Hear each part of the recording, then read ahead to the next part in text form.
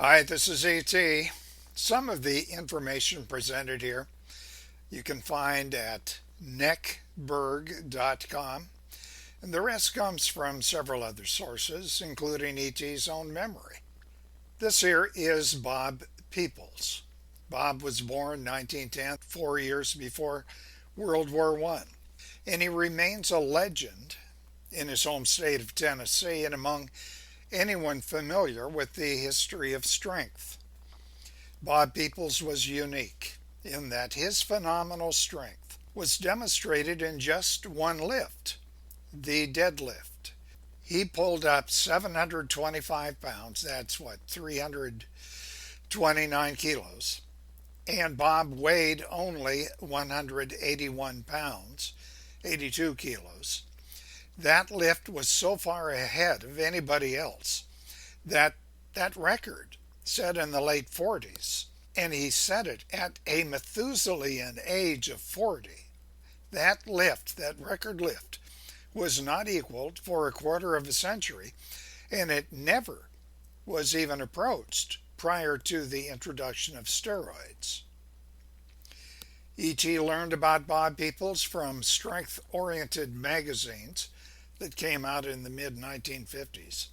And keep in mind that those magazines were about the only source of accurate, in fact, mostly inaccurate, information regarding bodybuilding and building strength.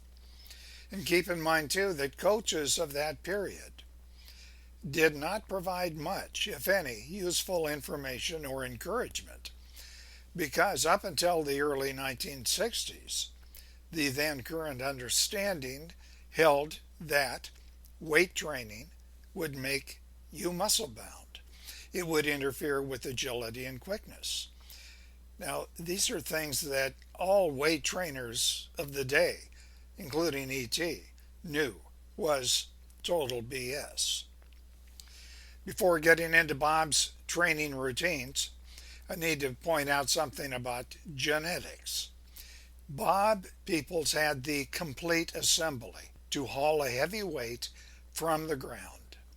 He stood 5 feet 9 inches, about 174, 75 centimeters. He had extremely long arms and a relatively compact frame. This means the weight travels less of a distance. Number two, Bob had what was known then as tendon strength, likely honed by heavy outside work. I'll talk about that later. And it certainly inherited too. Bob wrote about the athletic prowess of his father and grandfathers, his uncles. But that same configuration that makes for a great deadlift, long arms and short torso, is not an advantage if you're doing overhead lifting. Although Bob was pretty good at those lifts. Let's take a look now at how Bob set about to achieve a world deadlift record that lasted 25 years. He began toying around with weights about the age of 9. That would be 1919. And by the way, during that year, the worldwide flu epidemic was happening. Does that sound familiar? He began using his father's 50-pound or 23 kilo dumbbell. And then in the preceding years, Bob began studying strength magazines, mostly from Bernard McFadden. And then he began to train with homemade barbells. At the age of 18, let's see, Calvin Coolidge would have been president. Gene Tunney is about to retire as heavyweight champion. Bob begins training in the deadlift, and his first competitive deadlift was 350 pounds or about 158 kilos. At age 19, he's able to pull up 450 pounds. That is 204 kilos. Now, at the time, Bob weighed 165 pounds in that neighborhood. That's about 73, 74 kilos. Now, people's training involved a lot of experimentation, often with equipment that you and I would consider primitive. Perry Rader, he was editor of Iron Man magazine, wrote that Bob trained mostly out of doors in his farmyard, or when the weather was too harsh, he'd be inside training in his homemade gym. But E.T. thinks that homemade equipment and challenging conditions like he had outdoors may have actually added to Bob's success. For example, before he acquired a set of barbells, I think he had the Milo weights. They're very expensive back then. Bob used a barbell that he made himself, a metal bar with wooden barrels at each end, and he'd fill those barrels with rocks. Now, you know they're not going to be perfectly balanced. And then sometimes when he was outside, he'd walk holding on to this, and he would stroll over a very wobbly bridge. Now, that results in a very difficult balancing act that forced brain and muscles to coordinate in a real life way. Now, that's unachievable even with a barbell, and certainly unachievable on a machine. Bob Peoples' training regimen ran counter in another way, too, to what's understood today as the best way to build muscle size, hypertrophy, and strength. For example, Bob Peoples often performed the same exercises each day, no 48 hours between workouts. He also performed only very low repetitions. Now, he'd continue this until his body told him that he was overtrained.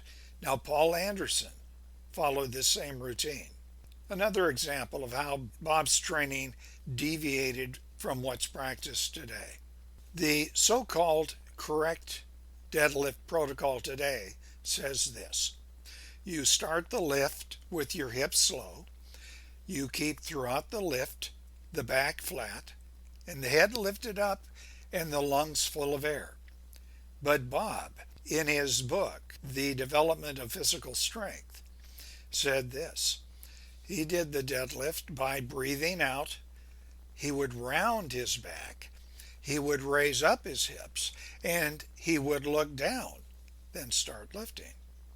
Let's look at Bob Peoples' training routine leading up to his world record deadlift of 725 pounds, that is 329 kilos.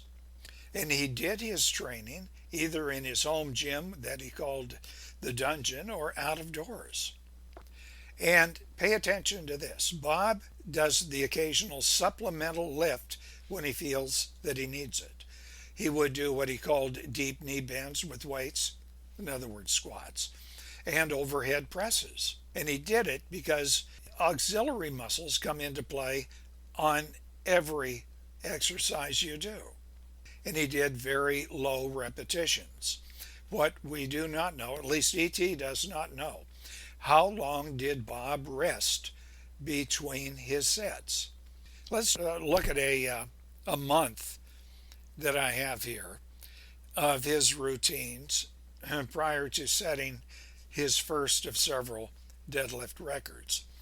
In July, and I think it was 46, 47, he'd start by doing overhead presses. This is one of the days he did that.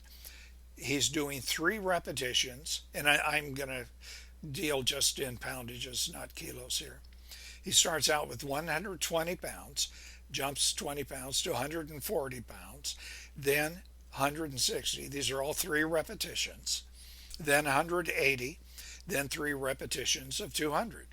Then he goes to 3 repetitions in the deadlift, starting with 250 pounds, jumping up 50 to 300, jumping up to 350, jumping up to 400, still doing 3 repetitions, 450, then 500, 550, and then 600. Then he did 1 repetition with 660 pounds. That was a new personal record for Bob. And he continued with this routine each day until the 2nd of August. He'd occasionally incorporate a snatch lift and occasionally half squats until we get to October of this year. He's at the Chattanooga YMCA. It's a show produced by a well-known strongman named Bob Heiss. Here's what Bob Peoples did. He warms up with 350 pounds, which he did for 4 repetitions. He jumps to 450, still in his warm-up. Then to 550, single repetition. 610 pounds, single rep, and then 660. Then he goes out to lift. And his first deadlift was 700 pounds. That was a new world record. Now that's pretty much the routine that Bob Peoples followed months later for his new world record that stood for over 25 years. So what have we learned from Bob Peoples' training? Well, one, he started training very early, age 9. He continued until he set his world record at age 40. He used home-built equipment early on. E.T. believes they may have more than a regular gym, have promoted his balance and overall strength via a brain-body alliance. Another thing we learned, he listened to his body. He knew when to train heavy every day and when to lay off. And he did take weeks, in some cases months, off, away from any heavy lifting. Another thing we learned, he performed enough supplemental lifts, for instance, the overhead press, the squat, and the snatch lifts, to keep his auxiliary muscles toned. Another thing we learned, he kept his reps for each set low, between 3 and 5, usually 3, and singles. Another thing we learned, Bob never gave up on his dream to set a world record. Remember, he starts at 9 and he achieves it at age 40. So what do you think? This is E.T. Type in your comments below. If you have not done so, subscribe to this channel. Hit the bell icon to be notified of new uploads, and do share these videos on social media. Thank you.